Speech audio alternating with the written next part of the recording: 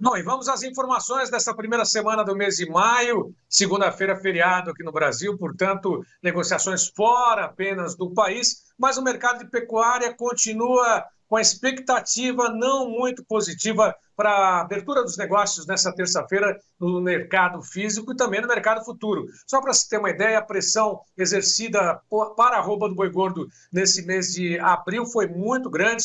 O mercado acompanhou pelo indicador também no balanço do mês de abril uma queda acentuada e o mercado futuro lá na B3 ficou nessa situação, arroba por vencimento mais curto, corrente agora R$ 264, junho R$ 266 mais 5 centavos, o julho R$ 269 e o indicador CP Exalc sexta-feira R$ 271,40, teve uma queda de 2,44%.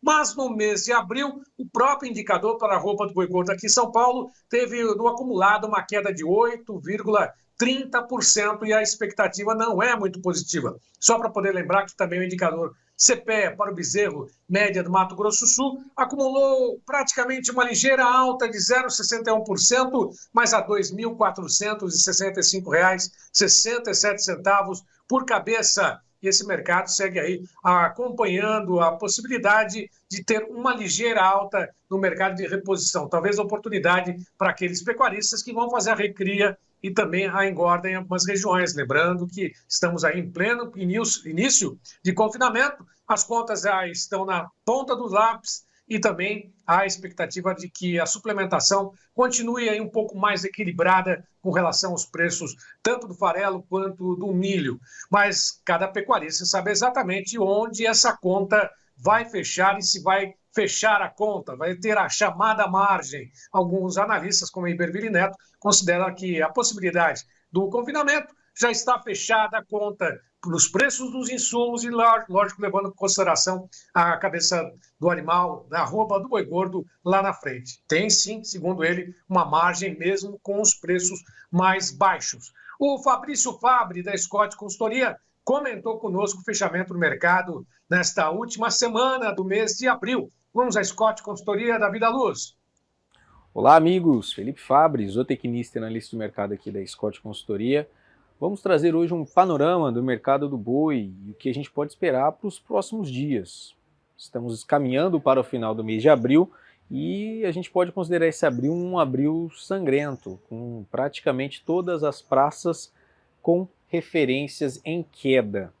O que tem levado a esse cenário de queda, mesmo após a retomada do mercado chinês, as compras de carne bovina brasileira, alguns fatores, principalmente macro fundamentos aí, tem influenciado o mercado. O primeiro deles, nós entramos no período de outono, estação mais seca do ano, então a gente começa dentro de outono e inverno a ver a estação mais seca do ano, o capim começa a perder o seu vigor e com isso a gente está passando por aquele momento que nós consideramos como a desova, entre aspas, de final de safra. Então há um aumento de boiada chegando no mercado neste momento, a ponta compradora tem visto esse momento com espaço para poder ofertar menos pela arroba do boi gordo e isso tem se concretizado.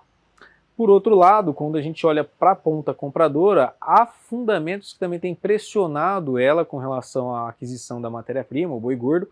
Um deles, ao longo desse mês de abril, nós chegamos a ver no noticiário aí o dólar abaixo de R$ 4,90 em alguns momentos, mas operando mais próximo dos R$ 5,00. Então, uma moeda norte-americana mais acomodada ante um dólar de 5,15, 5,20 há pouco tempo atrás.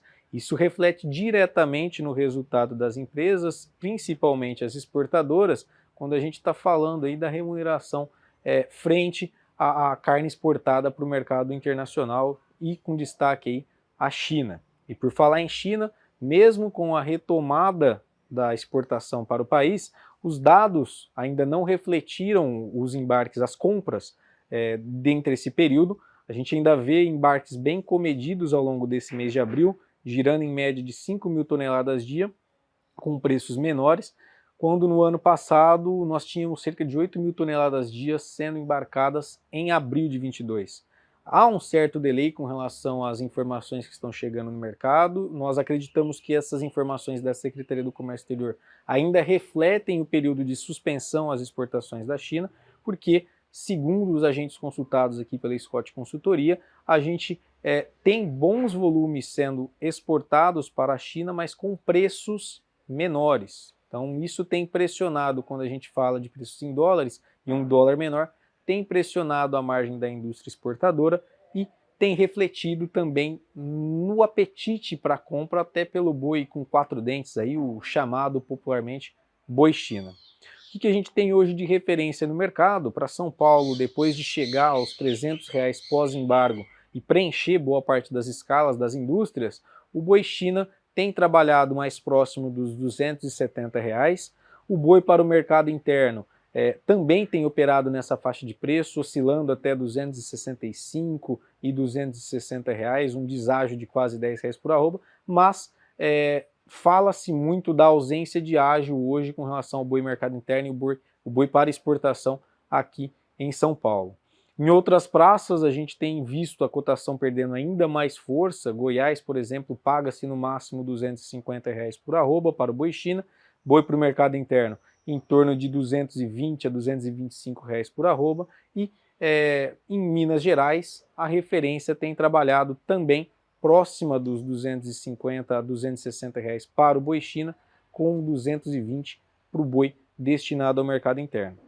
Em curto prazo, na nossa visão, essa pressão baixista ela deve seguir, principalmente porque nós temos a questão da maior oferta chegando agora no mercado com esse final de safra de capim e ainda um reflexo do menor apetite por compras pela indústria frigorífica atualmente. Então, esses dois fatores devem seguir dando aí um driver de mercado com relação ao boi gordo.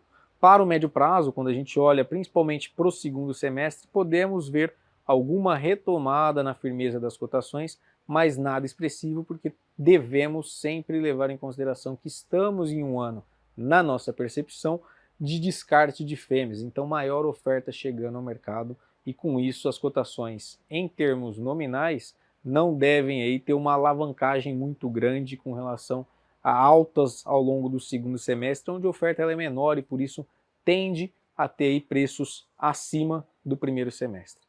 Bom, pessoal, por hoje era isso. Obrigado a todos e até mais. Eu quero agradecer o Felipe, Fabri, a equipe da Scott lá em Bebedouro pela participação. O mercado, sem dúvida, acompanha todas essas informações detalhadas ao longo da programação do Tempo e Dinheiro. Lembrando, mais uma vez, que até o dia 6 de maio, agora, portanto, lá em Uberaba, nós estamos acompanhando a edição de número 88 da Exposebu. E por aqui ficamos com essas informações do mercado de pecuária. Amanhã voltamos ao vivo a partir das 12h30 pelo horário de Brasília. E todas essas informações você acompanha nos canais oficiais do Tempo e Dinheiro. Até amanhã!